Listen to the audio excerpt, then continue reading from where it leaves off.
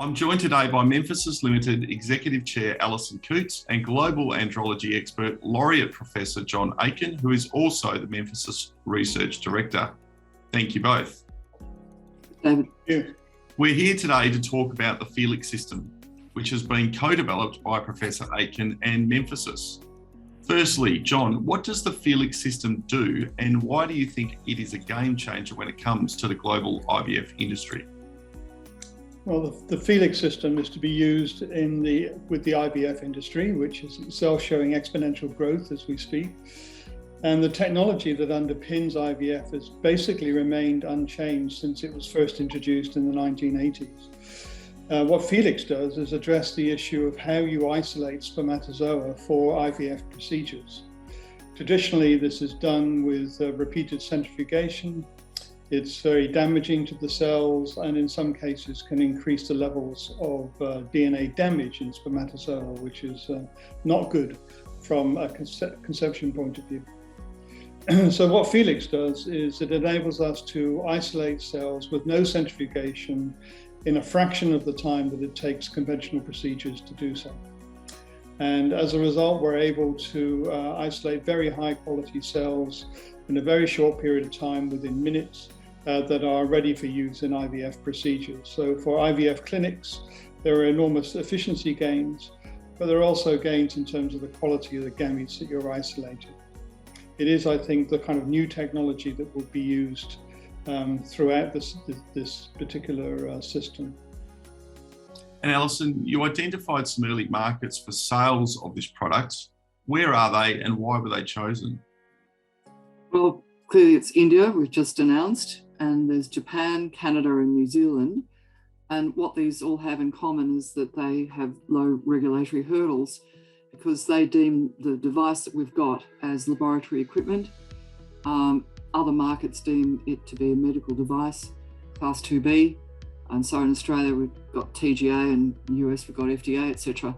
But in these, we had to prove electrical safety, and we had to prove to ourselves that it works the way that it should, and it's got all the design done the right way. But then we're ready to effectively market it. And what was the process you worked with to get the systems ready for sale in these early markets? I understand you put them in the hands of the potential buyers well ahead of commercial launch. Oh, yes. Look, they've done a lot of what we call in vitro testing. That is that you don't put it anywhere near an egg. You don't make any embryos to begin with.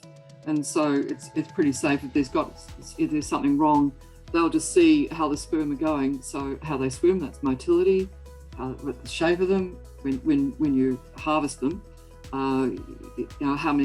what percentage are abnormal compared with the beginning, the DNA damage, and the count, how many you're able to extract.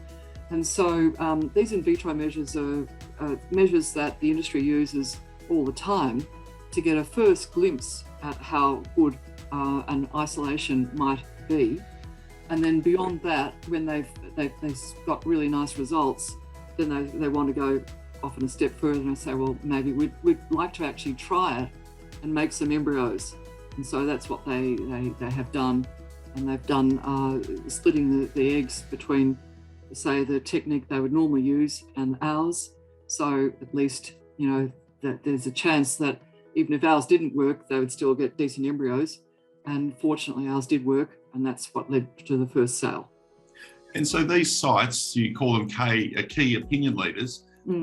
What are they and why are they so important to the rollout of this product? Well, these are very important sites at various places around the globe where they do pretty high-end work, high-end science. They're led by leaders in the field who are the sort of people who do plenary speeches or write a lot of research papers and looked up to by the rest of the industry. We wanted these sort of people to be the guys leading the way. And then after we seed the market with these people, then we can actually backfill with others. And John, the assessments undertaken by these KOL sites, what early data are you seeing from them? And is it in line with what you'd hope to see as you move from assessing the system in the lab to assessing actual fertility clinic data?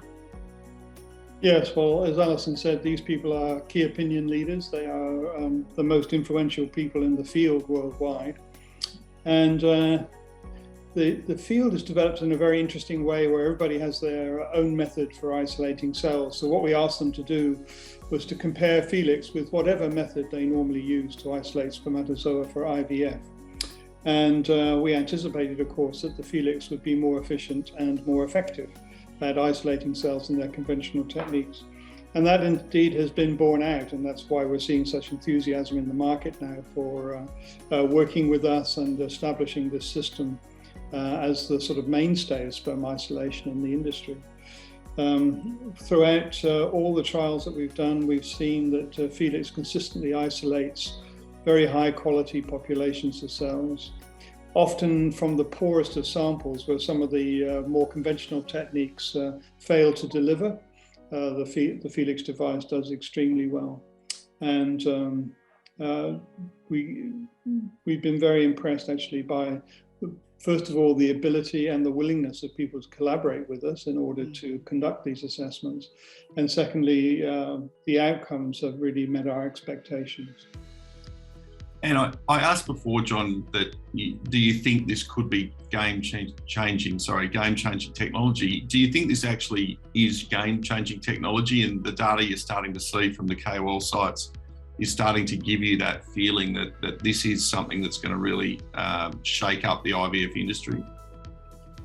Well, I think on two criteria. First of all, if you're running an IVF program, it's very important that you isolate the best quality gametes for in vitro fertilization. In vivo, the gametes that get together at conception are very highly selected. So we need procedures in vitro that achieve the same thing. Felix demonstrates its capacity to isolate very high quality cells, and does so in a very, very short period of time.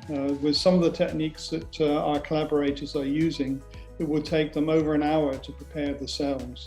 And they go through multiple layers of isolation in order to get those very high quality cells. With the Felix system, we can get to the same point and it takes 6 minutes.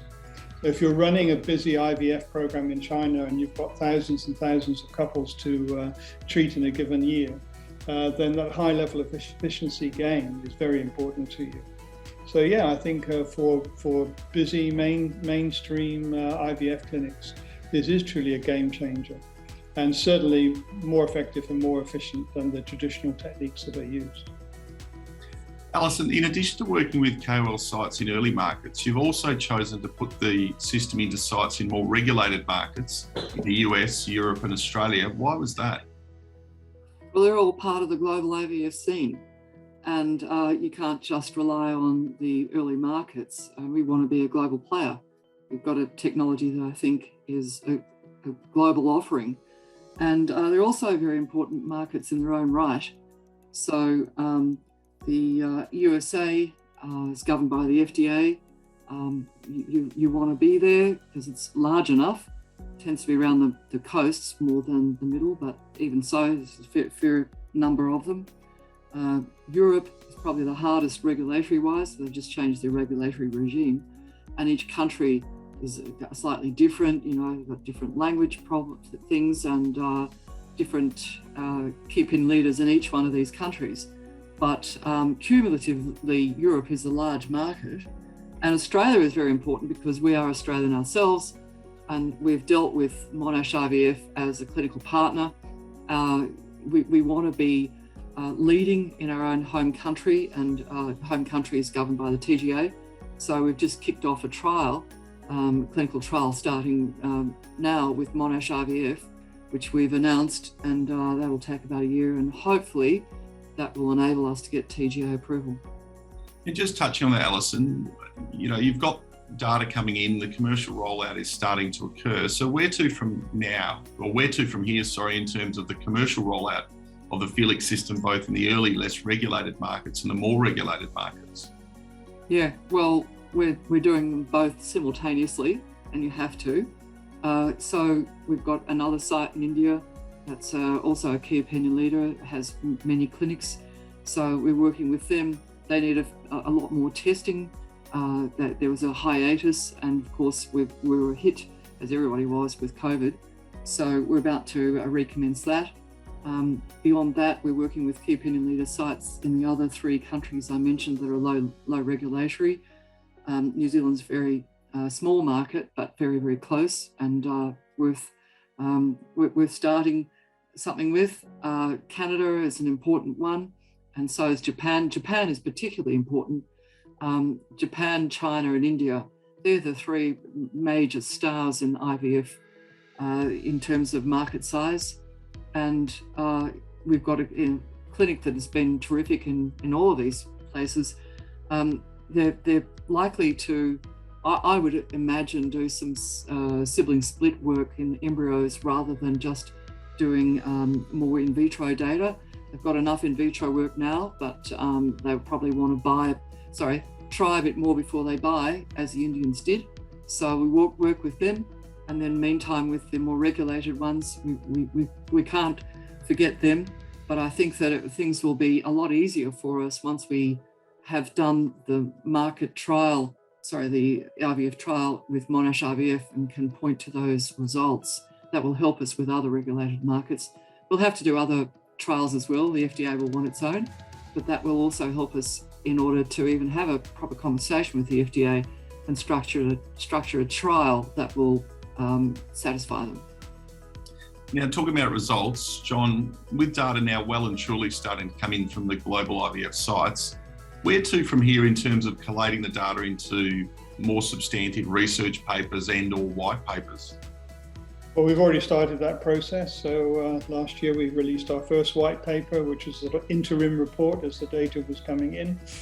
And I think in the early part, probably the first half of next year, we will draw a line under the data coming in and start to write our first formal publication.